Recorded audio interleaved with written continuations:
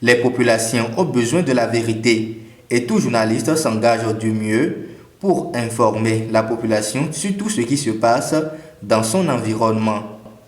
Dans l'exercice de leurs fonctions, les journalistes de par le monde sont opprimés impunément. Opprimés pour avoir relayé des informations, des preuves, des débats des politiques. Les journalistes sont tués, maltraités et menacés moralement. L'impunité qui accompagne ces actes mérite réflexion et solution. C'est dans cette logique que l'Organisation des Nations Unies, depuis 2013, a réfléchi à une journée internationale de lutte contre la fin de l'impunité pour les crimes commis contre des journalistes.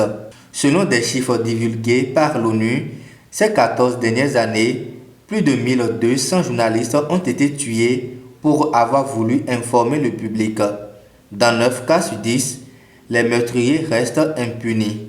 Cette journée vient donc à point nommé pour condamner toutes les attaques perpétrées contre les hommes des médias. Toujours dans cette optique, l'UNESCO et les Pays-Bas ont prévu de tenir une conférence mondiale sur la liberté de la presse du 22 au 24 avril 2020.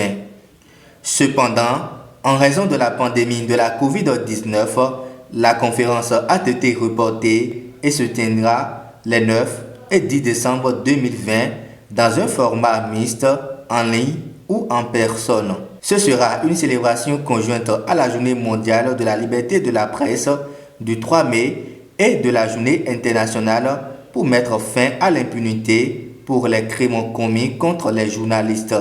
Rappelons que le secrétaire général de l'ONU, Antonio Guterres, a la liberté de la presse et œuvre pour leur protection. Selon lui, je cite, « Si nous n'assurons pas leur protection, il nous sera extrêmement difficile de rester informés et de prendre des décisions fondées sur des analyses des faits.